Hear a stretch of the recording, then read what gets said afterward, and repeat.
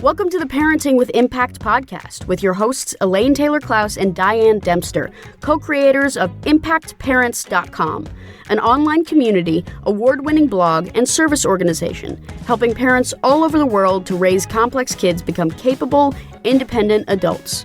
Hi everyone, Elaine and Diane here, and we know that you want your complex kids to grow up to be happy and independent, and yet you're not always sure how or when to help with that. In this podcast, we'll encourage you to collaborate with all kinds of complex kids and support them in navigating life and learning. And we'll interview leading experts from around the world, as well as parents in our own community, talking about how training for parents actually helps these complex kids. We'll talk about the issues we hear parents struggling with all the time and how a coach approach can support and empower your amazing young people. We won't tell you what to do. We're going to help you figure out how. So let's move on to the next conversation.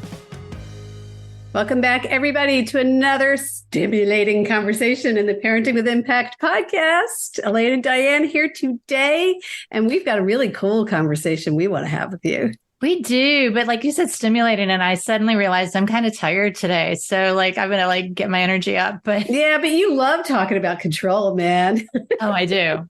Right. So the topic today is control. And I was laughing because before we got on, I was trying to find the Janet Jackson song. And it's I'm so 90s. I grew up with going out to clubs and things like that. But there's this great song, Google it, by Janet Jackson called Control. And it's all about control is what she says is bottom line. And it's such a big deal for our audience, particularly because it's we feel out of control as parents. Our kids feel out of control. It feels like the hot mess. I mean, there's all these different variables going on. So I'm just excited to talk about this conversation to really kind of dig in and what's going on and what to do about it to kind of shift some of the less favorable dynamics to the more favorable ones. Yeah, right. Well, and the subtext to this, or the corollary to it's all about control, is that help is not helpful if what we're really doing is control.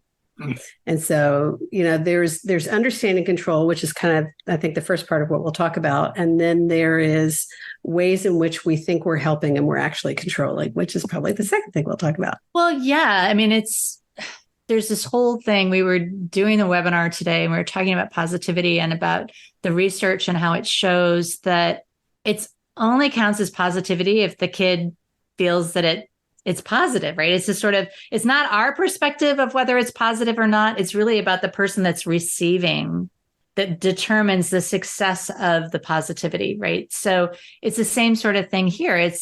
We may feel I'm not trying to control, but if the minute our kids think that we've got an agenda that might be incongruent with theirs, or we've got an agenda at all that we're trying to insert into the process, they're likely to shut down and so let's talk about the control first. Okay. Yeah. So there's our control and their control. Let's break those two down, right? Let's deal with us first.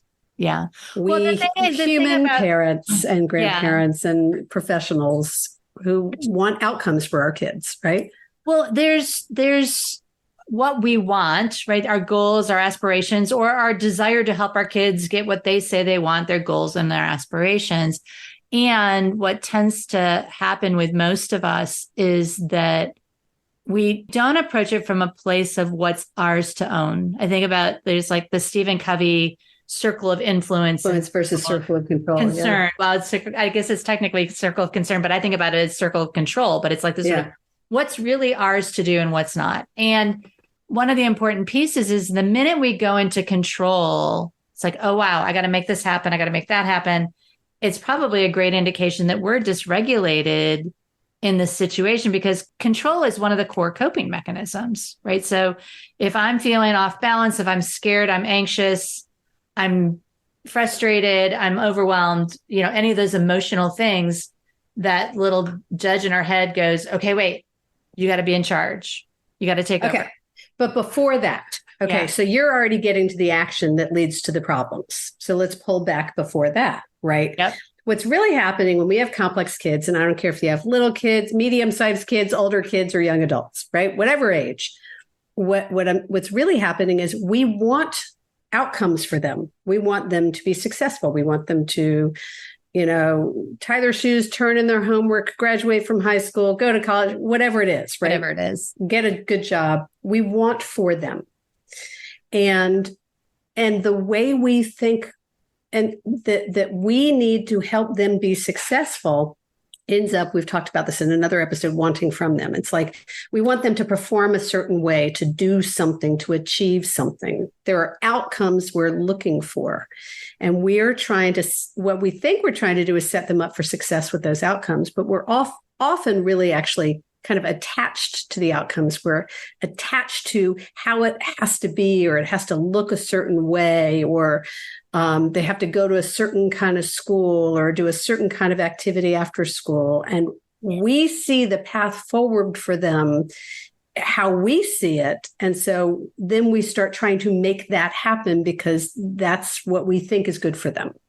Well, and just to say it a little bit differently, it's like, if we can hold a vision, what we want for our kids is to be independent, successful, happy. I mean, it's not, very few of us really say, I want my kid to do this job and go to this college. And, some of us do, but most of us just want happy, healthy kids that are well adapted and in good relationships and feel great about themselves and all these other things.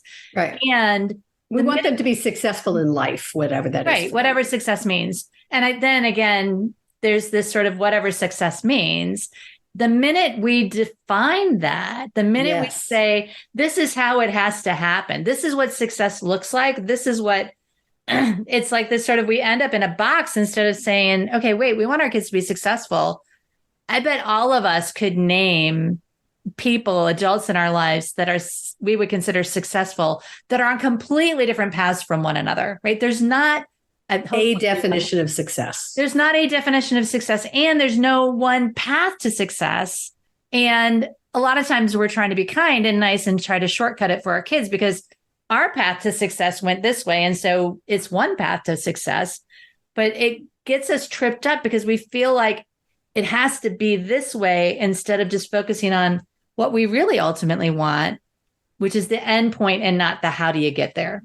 Well, and we're worried. Like on some level, we control because we're worried about them and we're concerned that it won't go well enough for them, or that they won't, meet whatever metrics we think they should meet, or so there's kind of one way that parents control when a kid is successful. And that may be the kid who's doing great at baseball. Now dad thinks baseball is the only thing that kid should do. Now the kid doesn't want to do baseball because dad's gotten in. Right. Right. And then there's another way that we can control when our kid's is failing to hit the metrics and hit the milestones. And so now we're scaffolding and supporting and maybe enabling because we want them to be able to be successful. And both of those are letting our agenda get in the way of what this kid needs to be dealing with.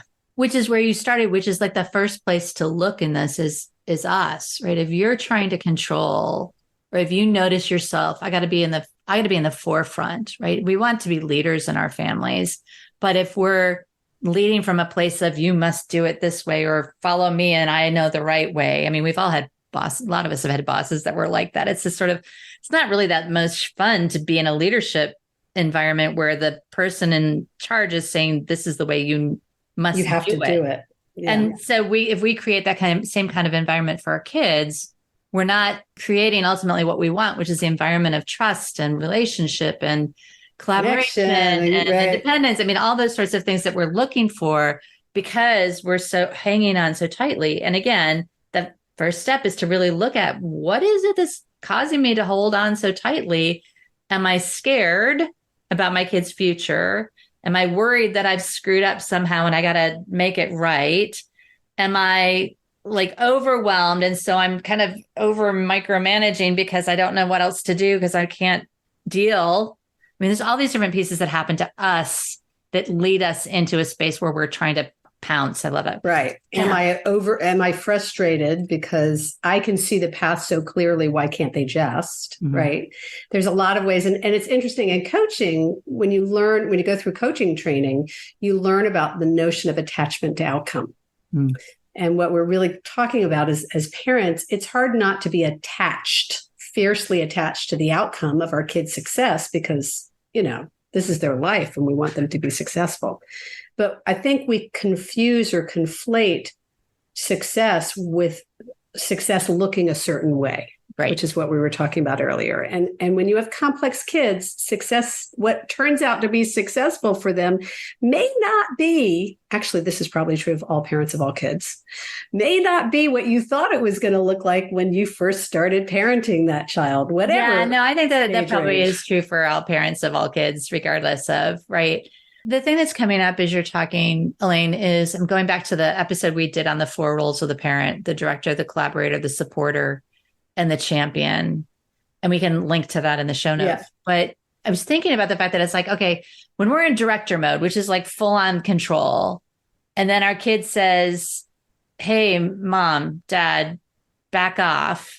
And then we kind of do this sort of way back, like, okay, fine, you've got it. You might say over calibrate. Over calibration, right? It's this sort of, but it's that sort of, we're sitting there waiting in the wings because we're scared that they're going to falter, or we're convinced they're going to falter. And so again, we're sitting there waiting to pounce. I mean, I think that's well, and in some ways we wait for them to falter so that we can justify stepping back in and directing, which is a tendency that we parents might have a few times, because that's when we're trying to control for their outcome. And again, it doesn't matter what age we're talking about when we're trying to make sure things go a certain way for them. And we confuse that as helping, and we'll come back to that in a minute. But really, we need to ask, what's important here? What's really most important? Is it important that, my kid learn to love learning, or is it important that my kid get an A on every spelling test? Like this is where we get lost in other people's expectations or our own expectations or that kind of thing. Which ultimately leads us to fear, overwhelm, or whatever else, which causes us to move into pouncing mode. Okay. So that's our control issues. Yeah. So let's take a break and then we'll come back and talk about our kids. Hi, it's Elaine. And if you like this podcast, you'll love our coach approach. Whether you're a parent looking for support or a professional supporting families, we invite you to download a free guide with 12 key coaching tools at impactparents.com/gift. You can begin using a coach approach to help kids become more independent or improve all of your conversations at work and at home. That's impactparents.com/gift.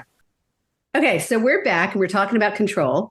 And now we're going to talk about control issues from our kids' lens or perspective, right? Because we're dancing around control. Well, our kids are feeling out of control. Well, and they're feeling on some level pounced on, right? It's just sort of, one of the things I was thinking about that Janet Jackson song again. It's like, it's all about my control. It's about my control. And our kids do want to have more control and agency in their life. That's a normal thing that happens. Period. Right. It's a progression, and they should. I mean, we should want them to. Right. And the question is how to do that in a way that balances what they need with what they want, which is the independence paradox that we talk about all the time, and sets them up for success. There's this dance there that we have to do. But I want to go back, because again, I want to go back and understand, okay, yes, kids want more agency and control in their lives. But before that, what's making it hard for them? When you have kids with neurodivergence, they are very often feeling out of control in some aspect of their brain and their life. They can't get themselves to do what the people want them to do, the parents, adults want them to do, and that feels out of control. They can't do what their peers are doing, and that feels out of control. So hang on a second. So let's just put a pin in that and say, even if they don't acknowledge out loud that they do that, I guarantee you that your kids are thinking that. Yeah. They're probably not able to articulate this to you.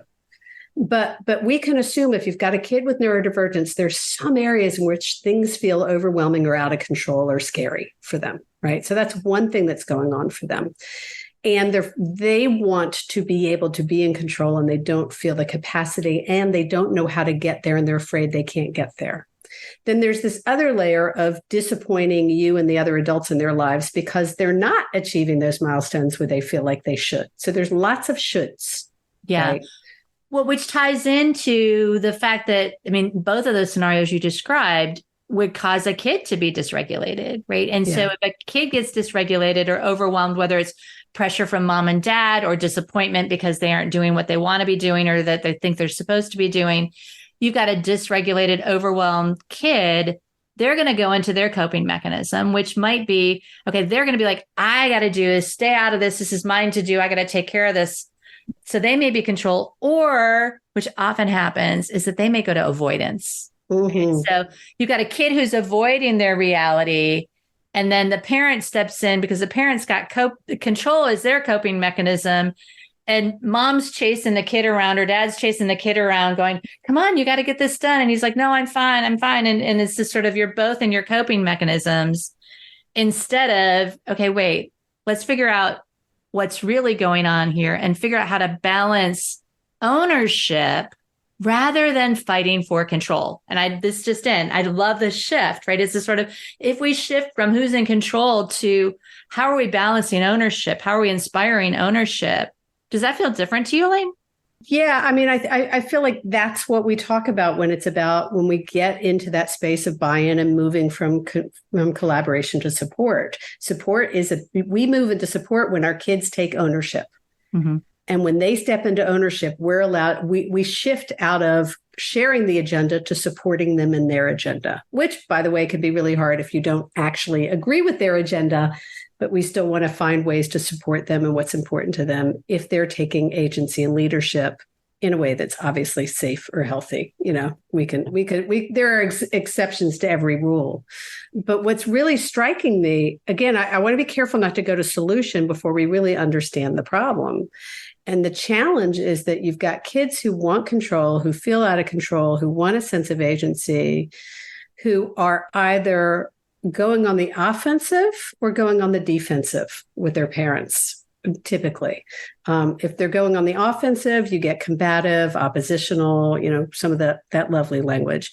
If they're going on the defense, you get the avoidance, the learned helplessness, the why should I do it if you're going to do it anyway? Yeah. I'll just let you do it. And so I want to kind of frame that before we then move back into this conversation about what do we do with this information. And the initial idea for this conversation started in one of our coaching groups. It was in the coaching group for parents of teens. And we had this realization. What I love about these groups is that I'm always getting insights along with everybody else. I'm like, I'll hear myself say something. I'm like, ooh, they're like, can you say that again? I'm like, no, what did we just say? Because that was good, right? But this notion that we want to help our kids. We do all this stuff to help our kids, but help is not actually helpful if we're really trying to control them instead of trying to help them. And this was just for this small group, we were all like, whoa, that's so cool. Because we realized that we really are trying to be helpful, but the underlying goal is some level of control. We want to control the outcomes. We're afraid for the outcomes, back to that beginning conversation. And so we have to start looking at helpful in terms of transferring control, not controlling. Well, and it's so funny, the analogy that just popped in, and we were talking about this. Actually, I was talking with a couple of colleagues on our team about the idea of having somebody else load your dishwasher. Do you ever have anybody else load your dishwasher? And it's I had a client couple that I work with that spent 20 minutes talking about each of them were sure they had the right way to load the dishwasher. Well, but the whole bottom line in this is like, if somebody loads your dishwasher for you, you want to be appreciative of the fact that they loaded the dishwasher for you, but then there's this part of you that's like, but you didn't do it. But the bowls don't go. Those aren't going to get clean. Those aren't going to, like all that other stuff. And it's the clothes are going to wrinkle if you don't fold them just right. Exactly. And that's the piece of it here is this sort of letting go. holding it loosely enough to let them grab it, because, okay, you know what? A couple of the bowls don't get quite clean. You can put them back in the next time. Yeah. Right? Or learn to load it differently. And in the meantime, they're experimenting, or, maybe it's an opportunity for them to rinse and repeat. Like that. Rinse and repeat with the dishwasher. There we go. Rinse and repeat and go, okay, wait, you know what, sweetie? Like, I noticed that a couple of the dishes didn't get clean. What do you want to Thank you so much for loading the dishwasher. What do you think we should do next time to make it work differently? Or let's figure out how the machine works. or whatever. Rather than, I told you, you should have done it this way, which. Right. Don't ever do anything to prevent your kids from folding laundry or loading the dishwasher. That's my takeaway from this. There you go. There you go. Okay. So if it's all about control, and we have to look at the ways that we're trying to control, the ways that they may feel out of control or are trying to exert control, right? Mm-hmm. We know we want to be helpful. Then what's the message here? The message is collaboration, not control, I think. Yeah. And part of the challenge is, and I know all of you will raise your hand and say, yeah, but they don't want to work with me. Yeah, but they won't collaborate. Yeah, but they tell me they got to do it. Somebody was to another episode on trust building. Yeah. Well, and I think somebody was saying, made a comment in the webinar we did today. And it was like, yeah, it takes a while to build the muscle of trust and relationship and shift our communication so that we may be able to collaborate, right? And maybe you can collaborate right away on cooking together or loading the dishwasher together or something that feels less stressful. And maybe not start with homework. Yeah, exactly. Maybe not start with homework. Well, unless you know that you can bite your tongue bite your tongue. In our small group this week, our teen group, we were talking about the fact that we're the middle of the semester. And a lot of these parents have been working really hard not to micromanage until the first report card comes out. Not that they're going to pounce, right? But now they're at the point where it's like, there's part of me that wants to pounce now because I've waited so long. But it's like, okay, so now what do you want to do instead of trying to micromanage? How do you move yourself into the conversation rather than, either all out or all in? I mean, this is the dynamic, guys. This is a dance here. Well, and so this goes back to, I'll cue us to the episode on the relationship pyramid, right? And, the 4 phases, we talked about that earlier. And really just that notion of building trust. And so if we don't have a podcast on that, we will do one. I'm going to go look and think, and because I feel like we do. One. Yeah, we'll go look. Anyway, I think we need to start wrapping. How do you want to wrap? I think we do. I want to wrap by saying, number one, notice when you're in control mode. Right. It's this sort of notice when you're holding tightly. And like when we talked in the trigger, there's another one. We talked about triggers, right? It's sort of when you're like overwhelmed, when you're stressed out, when you're freaking out, when you're catastrophizing, notice what that feels like in your body and go, okay, wait, hang on a second. I'm in that space. I'm not, where do I want to be? Do I want to be in charge? Is it mine to be in charge? How do I relax enough to even go, wait a second, what is my role here in this process? Is this mine or is this theirs? Is one of the bottom lines. What's your bottom line? I think my bottom line is, it's similar to that. It's really continuing to ask, whose agenda is this? Am I supporting them in their agenda or am I pushing forward my agenda? And if getting my kid a tutor is pushing my agenda and they're not bought in and they're not helpful. Like when parents come to us all the time and say, my kid needs a coach. And we always ask, is your kid asking for help? And if the answer is no, but he needs it, then we know that you don't have a kid who's really ready for help yet. And so that if you give him that coach or that tutor or whatever support, chances are you're not going to get a lot of buy-in and you may be wasting your money, right? But if you can get your kid to a place where they're saying, wow, I could really use some help, you're going to get a whole different agenda because now they're feeling some sense of control. And just to say that a little bit louder, that's the moment to get some help for you so that you can help move your child into a space where they are ready and available to ask for help.